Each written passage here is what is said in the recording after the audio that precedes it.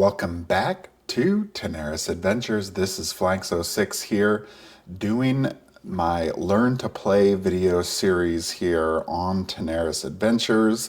And we are continuing today here on the first tutorial quest, Fisherman's Wharf.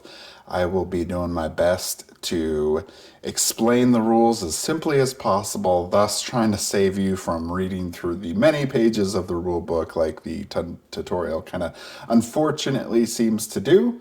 And we will go over all that. So let's first look at the quest. Okay, so this is the quest here for Fisherman's Wharf. From our last video, this is exactly where you would go to in the quest book. I have opened that page already, and on the left you'll notice some text here like the primary objective here on the top. That is the main objective. Once you complete that, you win the quest. And then it tells you what you do after you win. And in this case, it is read 1.2. That means go to the journal and read section 1.2 in there, and that is under the quest section. Next is if you lose condition. In this one, it's just try again. So there's not really a lose condition, but for most other quests, there will be instructions as to what you follow, and you would then follow that. Extra challenge, sometimes the quests have some kind of special objective that if you complete that, you will earn additional resources to use during the city phase. In this specific quest, there is none, but in future ones, there definitely will be. All right, the next part is the special rules. Every single quest in Tanares Adventures has some kind of set of special rules. These special rules will vary, and for this quest, just simply, I'll just say that this one is basically your abilities are partially prevented in each of the different rooms of the map, and as you get further along you will unlock more of your abilities, and this is intended to slowly ramp you up so you're not overwhelmed with too many things to learn all at once, and I'll try to do my best to accommodate that as well. So we'll get into more details once we get to the quest. And so after the special rules, it tells you what the initial setup is, which is placing the heroes on the stairs, place the orb and all three statues. Then, before the quest begins, read 1.1. All right, on this right side here is our map, and you can see the game board around. Just looking here, there is the prisoner token here, and we have a red orb here. Here is the stairs where our characters will start, and then we will be progressing around to these different areas, and then once we have killed all of the bad guys, we will have won the quest. So I have already set up the map, as you can see, and we will get into it. So let's jump to the journal real quick, which I'm just, sometimes there's narrative, but oftentimes it's just like conditional aspects of the quest. In this one, it's just telling you that there's power dampening stones that prevent you from using your greater powers. All you have at your disposal are your basic attacks. So you have to destroy the orbs, and it's just kind of explaining to you that that's what is happening in the first quest, first part, and then it says, then take the first turn to start quest 1. So that is what we are going to go to now. So let's quickly look at our heroes that we have today. We have Rankier, the Dragon Avenger. Well, he is the Bruiser class. He will be filling the Guardian role of kind of defending and absorbing damage for the team. And Bruiser, they do put a little bit more damage than their compatriot class, which would be the tanks. Okay, next up is the tactician here, and this is Garen, who we are playing here. He is a specialist type of role where he will focus on trying to mess the enemy around, maybe move them some, and help support the team in many different conditions or other effects. Next is Avalum the Wizard here. He will be our shooter who is doing damage. So he is a damage dealing character similar to like the melee version, which is the Brute. And he will be trying to put out damage as much as possible from range. So all three of these characters are full hero characters. I will be doing my best to try to play all of them. For our last character here, this is Skara, the Weaver of Sorrow. She is a commander character. That is one of the new classes in Tanares Adventures. They are described on page 73 of the rulebook. So if you are using a commander, make sure to check out that rulebook because it does explain a lot of the things that I'll also be discussing as well, but it's still good to get familiar with. So she is a comrade in this, which means she is simplified. So she has one attack card here, but since she is a commander, she technically gets a second card that is specifically for her pet. And this one does not really even have a lot of abilities. It's just that just gives some stats and you will just use this card for the pet, and then that's pretty much it.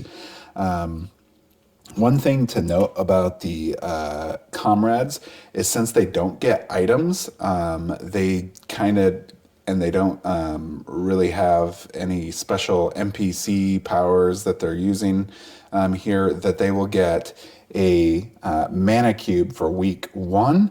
Now in this tutorial quest, we won't actually use it yet because we won't have it because it's kind of technically locked out due to the rules.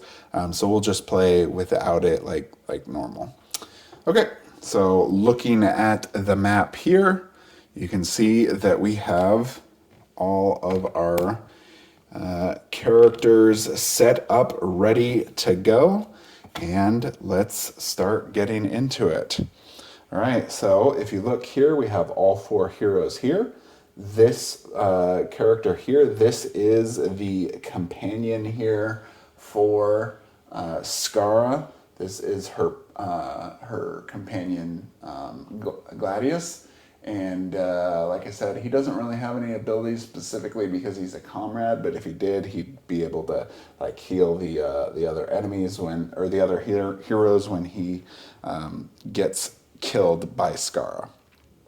Okay, so let's talk about what's going on first, and then we'll take a turn. So what is happening is there is this orb of defense right here. It has 25 HP. I have already placed its token here to mark that. The only other part that I have yet to do is I need to mark the health of all of the heroes, which we can do now. The stats of each character class. Okay, so looking here at the skill pad here will tell us the stats of the bruiser. They have 65 HP, so we will place the token here on the board at 65. There's 2 sides technically to this, so if you flip it over, there will be the plus 70 side, and so we're going to go without that since it's at 65. They have a basic attack value of 8, which we'll discuss in a second. They have a defense value of 7. They have 5 movement points, and they have a reaction attack stat of 8, which will always be equivalent for heroes. It will always be equivalent to the value that is the basic attack value. Moving on to our tactician, he will start with 60 HP, so we will place his token there. You'll notice that he's got a little less basic attack value, same defense, a little bit more movement. Next up is the shooter with 55 HP. So the lowest HP character, we will place that there. And then they have a higher basic attack damage. You'll notice though that this one has a bow. That means that the basic attack can be done at range. And that is when you compare to the other 2 that we saw here. This is a sword. That means it has to be done in a melee distance. And we'll discuss a little bit more what that means. And then the defense is lower for the shooters, and the movement is lower as well.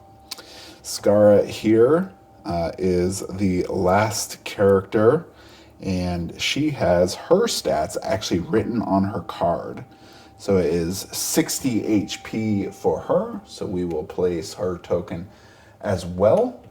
And commanders and their pets share the same HP, so we don't need a separate token to for Gladius, as they do share that same value. Basic attack is 7, the defense is 6, and movement 5. So they are trying to attack this orb. These statues represent basically that we cannot use all of our abilities. This first room is preventing us from using our primary attacks, and we can only use basic attacks right now.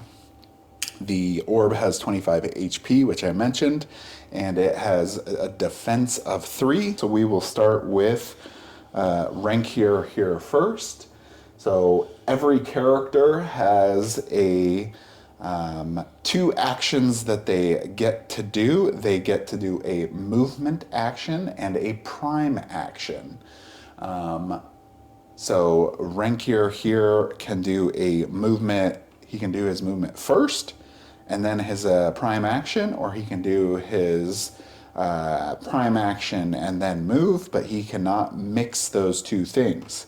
How far can he move? Rankier can move up to his movement value, which is 5, which we saw on his card here from earlier. And then he will be able to move up to 5 squares. So when Rankier moves, he can move diagonally or orthogonally. And he's getting a little stuck on Gladius there. And that counts as 1 square. If he tries moving into this difficult terrain here, this is specifically swamp. If he enters a square, so if we say we went 1, and then he tries to enter this square, it actually costs him 2 movement points to enter the square. If he tries cutting the corner of this, of the hazardous terrain, it will also cost 2 movement points to move through. So we will see how far he can get. So 1, 2, 3, 4, 5. So that obviously is not an optimal move because we do not want him to then use a prime action to potentially move again, which would then mean he wouldn't be able to attack. So instead, we will do 1, 2, 3, 4, 5. So now Rankier has moved all of his movement stat, and all of that movement, and now he will do his prime action. On a prime action, you can do one of 3 things. You can do a primary attack, which you have always 4 of.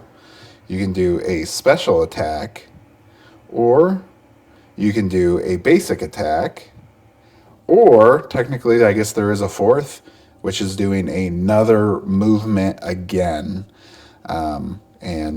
But instead, Rankier here is going, so he can't use these currently because of the special effects of this quest that prevent his primary attacks and special attacks right now. And they can't use any skills yet or equipment. So the only thing he can do is a basic attack. So that means he will roll the dice and see what he gets. He got a 10. So 10 is greater than or equal to the defense of 3. So you have to meet or exceed to meet the to successfully attack. And when you do a basic attack, you actually get a bonus of a +1 to the attack roll. It's technically called a benefit, and we'll probably discuss benefits more here once we get to regular attacks. But he was successful, so we will move the value of 8 because that is how much his basic attack got to do. We'll then place his fatigue to know that he has now finished. Garen. So Garen has a movement of 6. So 1, 2, 3, 4, 5. And then he is leaving the square here. So he will now be able to move that. So that only is 1 square leaving it. It's only entering that you do 2 movement. So that is 6 squares. And now he will also make his basic attack. And we will see what happens. And there's actually something else. So you roll the dice. And he got a natural 1. So a natural 1 means it is always a miss, no matter the amount of benefits that you have.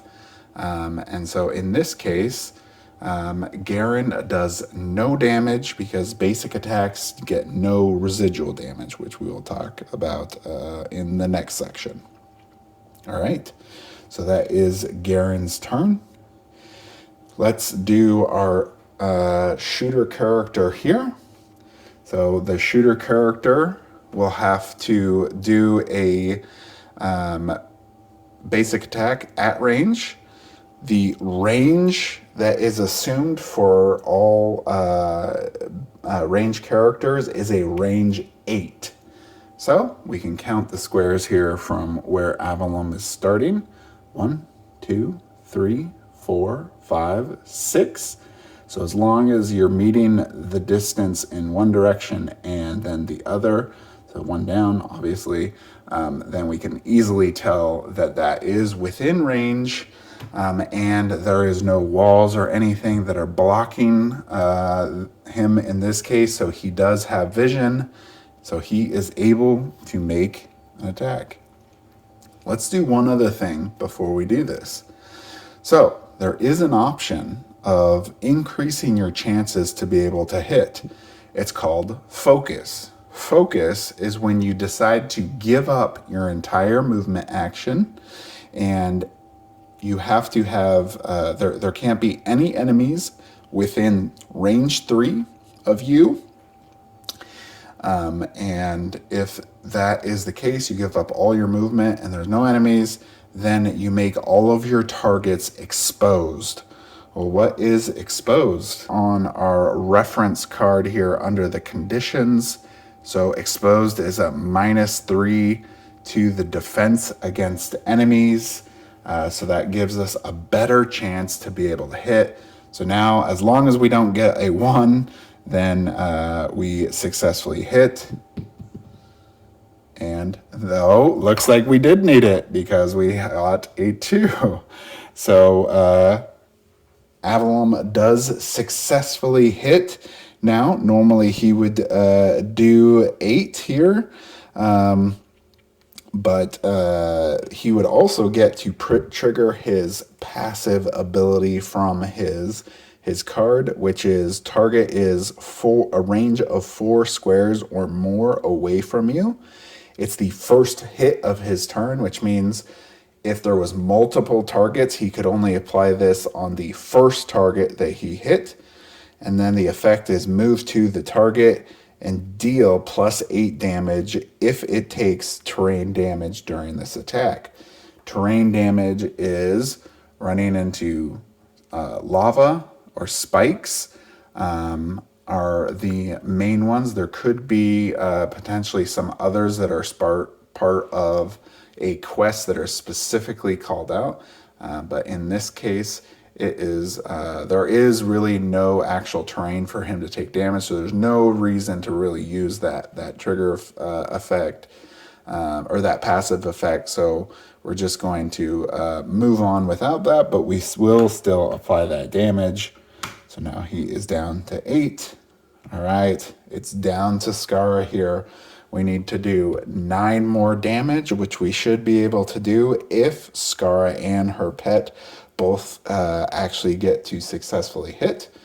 So Skara is also going to focus since she does not need to move, and she will roll. 19, that is a hit.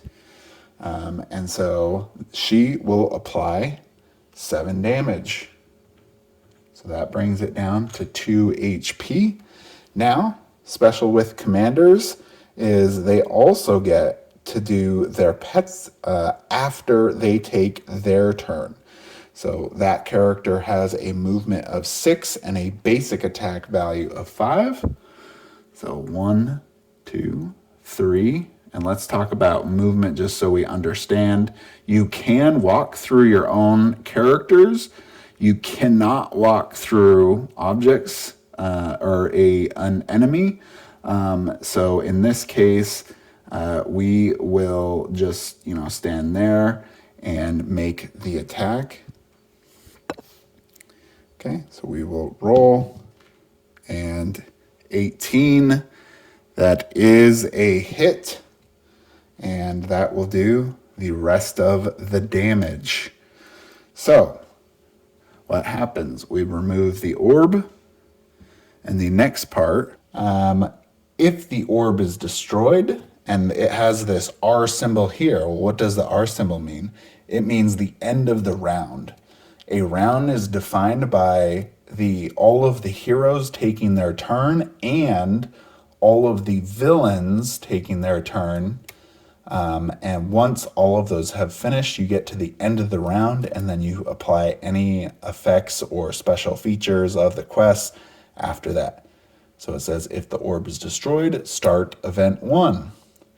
It says the field of protection is lifted. One of the statues, which is a falling piece of the arena had hit, immediately crumbles. Enemy realize what you are doing and raise the undead to meet your party.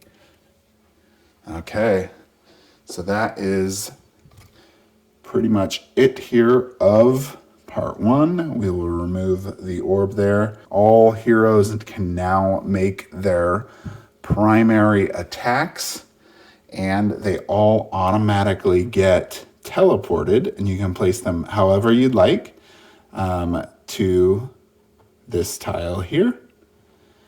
And then we will set up the board for part 2 here of this quest.